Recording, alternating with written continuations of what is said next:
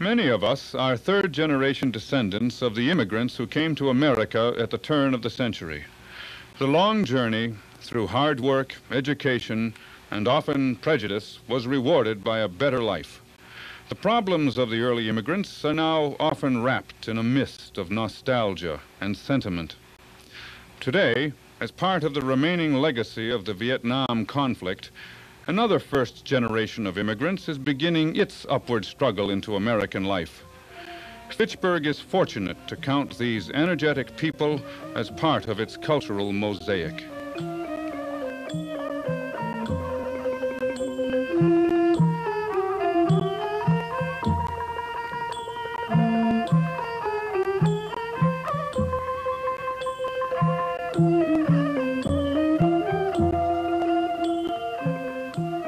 Indochina. From the air, the vast mosaic unfolds in a varied pattern of islands, valleys, mountains, and vibrant cities. From the sea, approached on a sailing junk whose design has not changed in 1,000 years, the land springs suddenly to life, and the busy shore teems with fishermen and villagers. Beyond the shore, the village gives way to the paddies, and beyond the paddies is the jungle, and from the jungle comes an aura of mystery.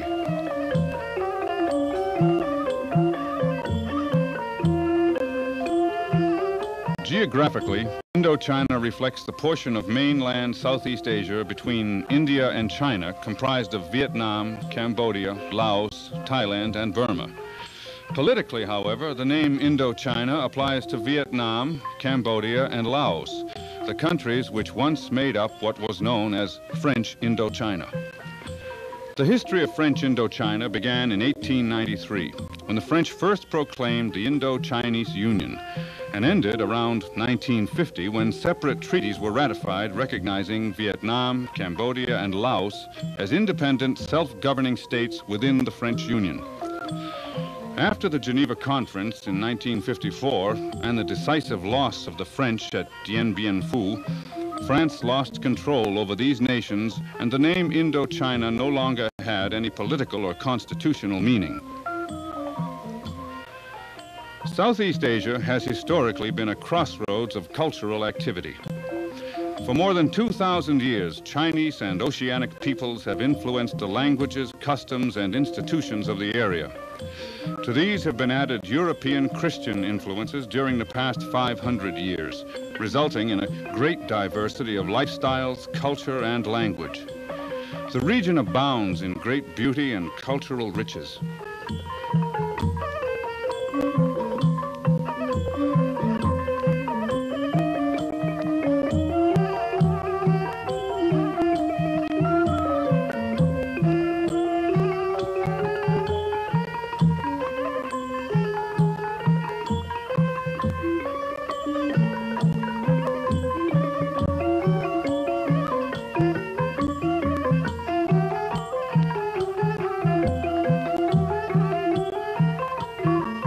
Indochina has a bloody 2,000-year history of hostility and warfare. However, it was not until the French lost to Ho Chi Minh's guerrillas in 1954 at the Battle of Dien Bien Phu that the United States became seriously involved in the region. The Geneva Conference of 1954 had divided Vietnam in two portions with an arbitrary line along the 17th parallel, and many educated and technically trained Vietnamese were in the north. South Vietnam's president, Ngo Dinh Diem, knew his government lacked enough competent personnel, a situation complicated by the fact that every wind from the north seemed to bring more agitators and infiltrators. It was just a matter of time until broader clashes came about. And to help the South Vietnamese, America sent advisors. Initially, they were limited to a training role, which was later modified on rule. This unrealistic dictum was largely ignored by the Americans, and they took active part in skirmishes against the communist-led movement in the South, known as the National Liberation Front, the Viet Cong. America went to Vietnam scarcely guessing the intricacies and patterns of ensuing events. After Diem's assassination, a succession of generals and leaders broadened the war. The situation was chaotic and the war dragged on, with the United States pouring vast sums of aid money into the war effort and committing thousands of young men. Like the French, the Americans were suddenly bogged down in a Vietnam War that seemed unending. Finally, after tremendous resistance in America to the continuation and expansion of the war, the new strategy became Vietnamization.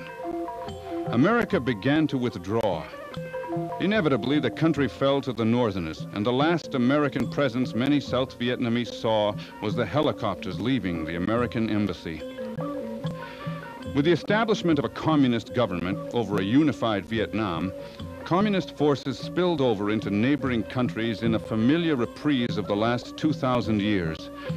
Laos came under the control of the Vietnamese with startling speed. After 4 years of genocidal ruthlessness by Cambodian Premier Pol Pot, the Vietnamese army rolled into Cambodia and engaged the savage Khmer Rouge, the Cambodian communists. Vietnam ultimately installed and supported a new Cambodian premier.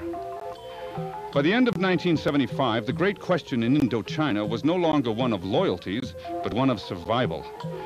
Since the communist takeover in much of Indochina, more than 1.5 million people have left their homes and begun the terrible search for land and life.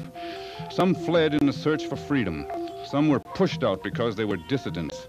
Some, like the ethnic Chinese, were forcibly evacuated, and some left for fear of reprisals. The Vietnamese exodus took place in 3 phases. The first came after the fall of the Saigon government in April 1975. In only 9 months, over 130,000 Vietnam refugees entered the United States. Vietnamese who had worked for the U.S. government, as well as members of their families, were evacuated along with officials of the Vietnamese government.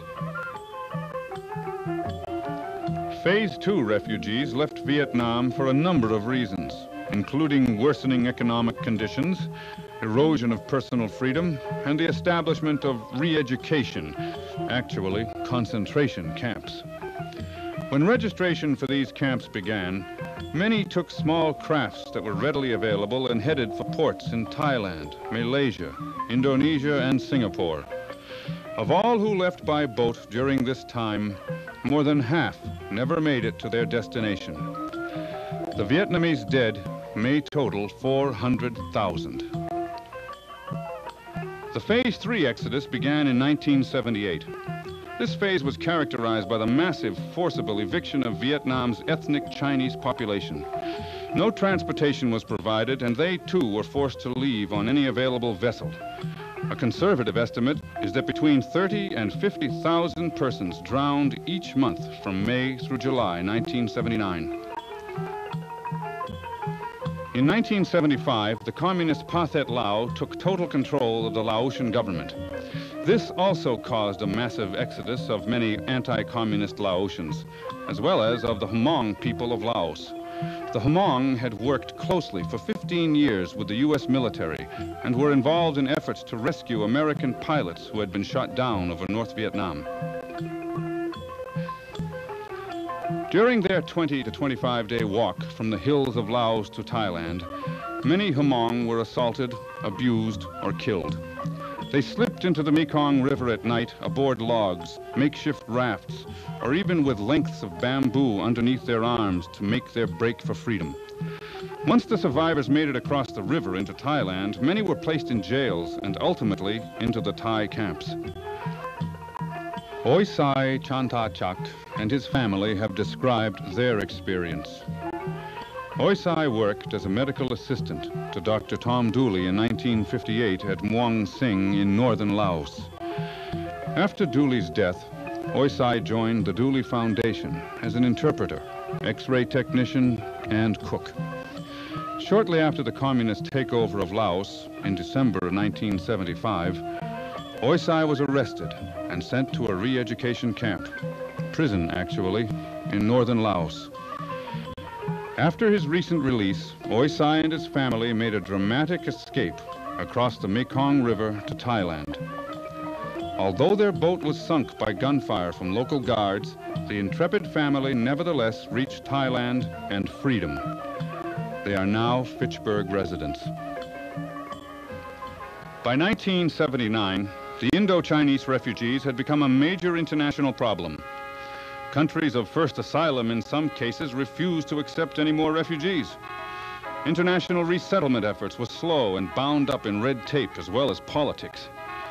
The July 1979 Geneva Refugee Conference acknowledged an important principle. Refugee assistance should be considered an international responsibility. As a result of this conference, resettlements were doubled. Another important achievement at Geneva was the Philippine government's offer to provide the site for a facility which would serve as a refugee processing center. The United States strongly supported the establishment of such centers as a means of relieving the pressure on the countries of first asylum and thereby encouraging them to continue to accept all new arrivals. From these camps of first asylum in Thailand, Malaysia, and Hong Kong, the refugees were eventually processed for resettlement in many parts of the world, including the United States. During the late 70s, a number of laws were enacted in the U.S. to speed resettlement for the Indo-Chinese refugees. 9 volunteer U.S. agencies, including, among others, the U.S. Catholic Conference, the Lutheran Immigration and Refugee Service, the International Rescue Committee, and the Church World Service, all are involved in the resettlement effort. These agencies, under contract to the U.S. government, work to find individual or group sponsors who can assume responsibility for the refugee families. It was through such sponsorship that refugees from Vietnam and Laos found their way to Fitchburg. The sponsors, sometimes organized through church or synagogue, play an important role for the new residents. Initially, they provide food, clothing, and shelter for the arriving families. Later, they assist in finding employment, enrolling the children in school, and helping the new immigrants to understand and cope with American customs. Beyond formal sponsorship duties, sponsors often become close friends of the families and provide much needed personal support and encouragement during difficult times. The 500 Indo-Chinese immigrants living in the Fitchburg area are being helped to settle by the Catholic Social Services Agency. This organization is active in finding sponsors for new refugees, as well as in job development and language training. Agency people also continue to help the new immigrants in their adjustment to life in a new country. The Fitchburg school system maintains an active and dedicated English as a second language program. Indo-Chinese children, though fully integrated into the regular classroom, also receive special daily English language instruction.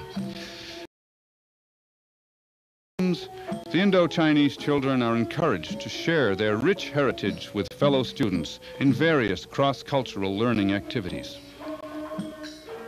In some ways, particularly with sponsorship and government assistance, it is now easier for the new immigrants to assimilate into the American way of life, especially when compared to the settlers at the turn of the century. Some problems, however, have not changed. The need to acquire the English language so that economic opportunities may be realized. The difficulty of finding employment during hard economic times. And of course, the problem of prejudice and suspicion. But as other immigrant groups before them, the Indo-Chinese are ambitious, hard-working, and greatly value education. These characteristics have been and continue to be the classic ingredients in American upward mobility. The earliest Indo-Chinese refugees settled in Fitchburg only 5 years ago, but already many have succeeded in improving their economic situation. Families are becoming homeowners and acquiring other material goods. The high schools are regularly graduating sons and daughters of Indo-Chinese immigrants. Some are now enrolled in colleges. And of course, most members of the Indo-Chinese community are looking forward to receiving their American citizenship papers. Although assimilation into American ways is important, greatly value their cultural traditions and keep them alive during celebrations and festivals throughout the year.